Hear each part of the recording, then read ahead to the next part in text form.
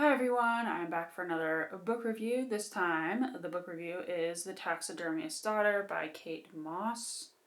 I'm guessing is how you say her last name. It could be anywhere from Mosse to Mosse, Mosse. I'm just guessing that the E is silent and it's Kate Mosse. Don't have it physically with me, so here's the picture for The Taxidermist, which is hard to say for me for some reason. Daughter by Kate Mosse.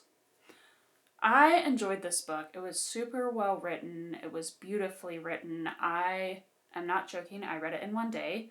I started reading it and it just captured me and I just kept devouring it and devouring it. And because I had the afternoon off, I just sat around and read this book.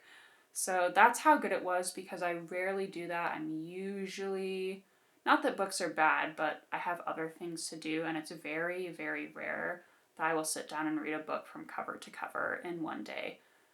I'm trying to think of the last time I did that. And the only one, oh no, that was 2 days.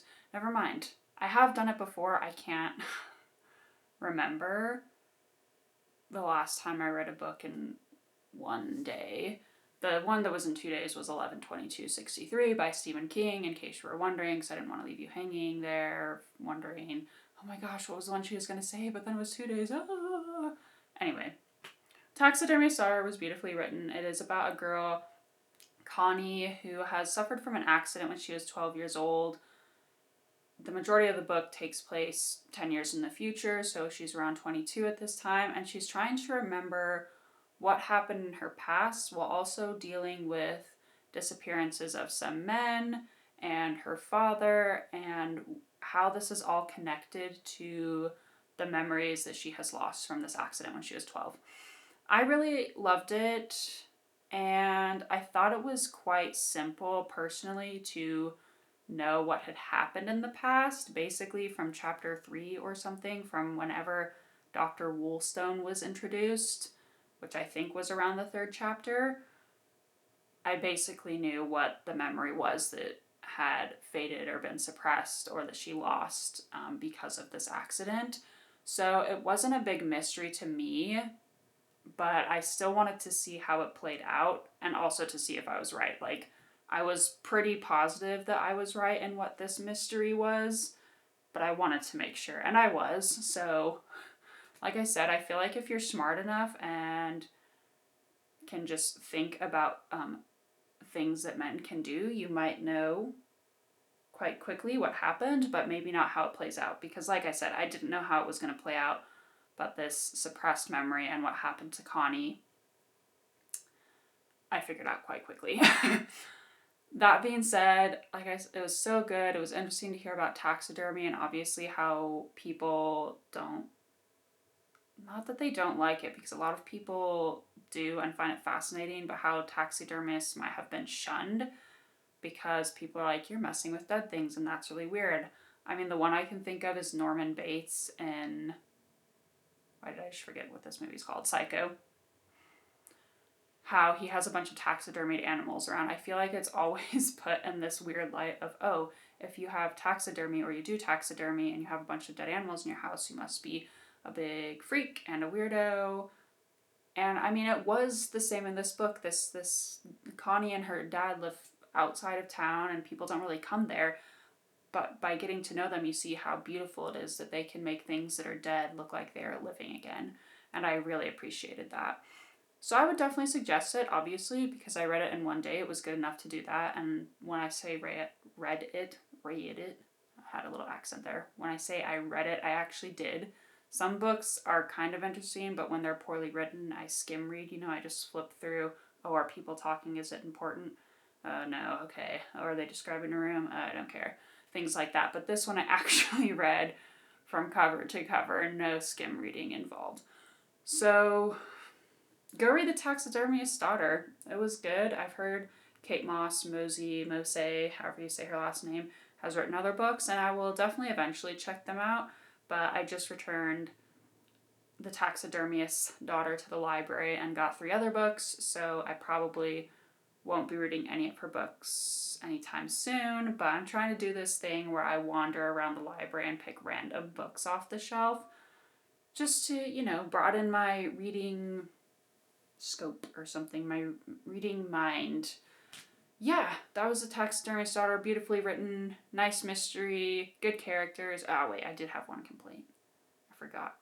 There is one character, it's a man, his name is Harry, not giving anything away. He was obviously put in there for some romantic angle, except he is not important to the story. You could have taken Harry out of the story, tweaked a few things, and it would have been fine. And it really, really bugs me when there's a main female character and there always has to be some romantic angle for her, like some man that she's interested in. I'm like, can we just write a book where there's a female character who doesn't have a romantic interest?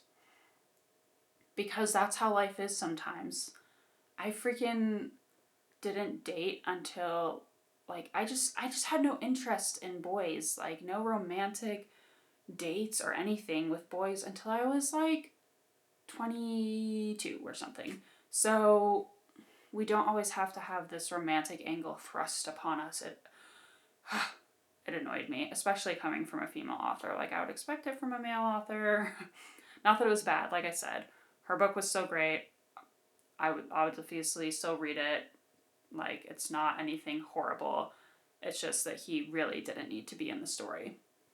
And yeah, let's write some books where there's a female character and there isn't some random male interest who isn't really needed in the story for anything. Yeah, that was my one complaint about the book, because really he was so unnecessary. Like, he helped with the mystery and all, but he really didn't need to be there, because Connie could have figured everything out by herself, which I feel like she just eventually did anyway. So, like I said, Harry, not necessary, nice guy. I get that she was trying to have him connect with him, and they were both artists in their own ways, but let's have a book without that romantic angle thrust upon the female character, because she doesn't need it. They can be friends. I don't care if they're friends. Like, I don't care if there are men in books. Like, I've written books where the majority of the characters are male characters. So I don't have anything against men, but when there's just this romantic angle randomly thrust upon the main character, whether the main character is male or female, for no reason, it's kind of like, they don't... That's one thing that just really bothers me, random romance in books, I guess. Yeah, that was A Taxidermist's Daughter. My question for today is, obviously, since it's The Taxidermist's Daughter, would you ever have taxidermy in your house?